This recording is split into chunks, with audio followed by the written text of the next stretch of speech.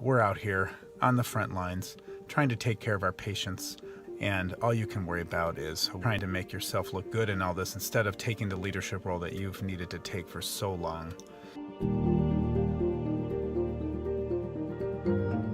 Hey, it's Dr. Rob Davidson here in Michigan. I'm on the way in to my shift in the emergency department, and just had to take a minute for a brief message for our president. Heard that you were on Hannity tonight attacking my governor here in Michigan, my governor who has issued a shelter in place, who from the beginning has taken this entire crisis seriously, who's working overtime with her office and with hospital systems in the state to get us ventilators, to get us masks, to get us the gear that we need, to help get us tests here in Michigan. Here and everywhere else in this country, we still don't have enough tests. I'm still using one single paper mask for an entire shift because of shortages of PPE. We have hospital systems here in the Detroit area in Michigan who are getting to the end of their supply of ventilators, and they're going to have to start telling families that they can't save their loved ones because they don't have enough equipment. And I hear now that the president canceled an order for $1 billion for ventilators from GM because they were worried about having too many. President Trump, for you to blame anybody but yourself is expected, it's predictable, but it's just sad. We're out here on the front lines trying to take care of our patients, working hard with our governors in the states, and all you can worry about is when you're going to get people back to work and back to church, and trying to make yourself look good in all this instead of taking the leadership role that you've needed to take for so long. I still have people in this state who don't believe that this is a big deal because you told them it was a Democratic hoax, because you told them it was just like the flu or like a cold or looked just like that, it would be gone. When none of that was true, when your experts knew that wasn't true, and now it's proving not to be true. This lies squarely on you. You still need to issue a national shelter in place. We still need more tests. We still need the Defense Protection Act to be fully operationalized so we can get ventilators and PPE. That is on you.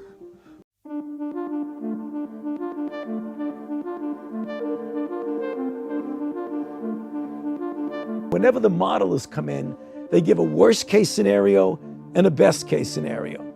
Generally, the reality is somewhere in the middle. I've never seen a model of the diseases that I've dealt with, which the worst case scenario actually came out. They always overshoot. Looking at what we're seeing now, I would say between 100 and 200,000 cases, but I don't want to be held to that because it's deaths. I mean, we're going to have millions of cases, but I just don't think that we really need to make a projection when it's such a moving target that you can so easily be wrong.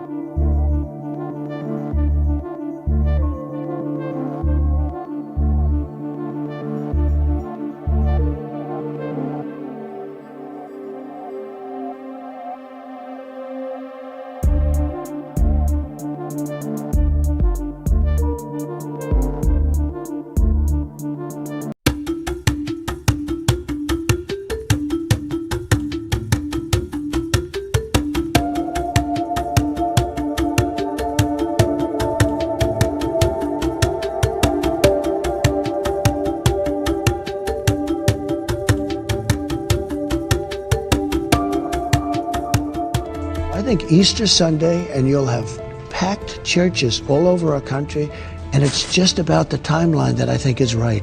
You don't make the timeline. The virus makes the timeline.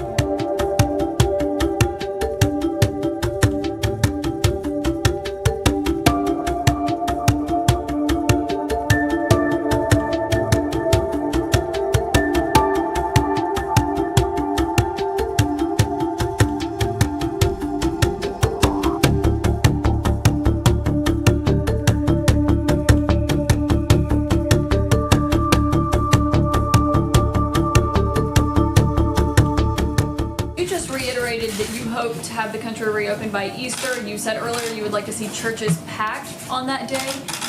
My question is, you have two doctors on stage with you. Have either of them told you that's a realistic timeline? I think we're looking at a timeline. We're discussing it. We had a very good meeting today.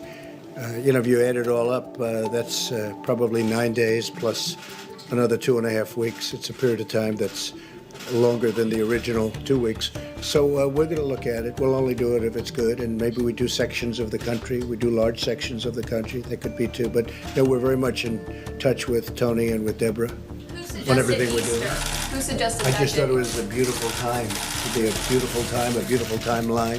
So that was It's a based great on day. any of the data. It was based on a certain level of weeks from the time we started, and it happened to arrive. Actually, we were thinking in terms of sooner. I'd love to see it come even sooner, but I just think it would be a beautiful timeline. We're trying to make our decisions based on data, science, facts, and the facts tell us aggressive social distancing. Do everything we can to club that curve down on the front end and expand as aggressively as we can with hospital beds, equipment, and healthcare workers, the true heroes here on the healthcare side, and the combination of both will get you to a better place. But listen, I hope he's right. I would love nothing more than to be able to responsibly begin to open up things in a few weeks. I just fear that we're not going to be there yet. I said earlier today that I hope we can do this by Easter. I think that would be a great thing for our country, and we're all working very hard to make that a reality. And what a great timeline this would be.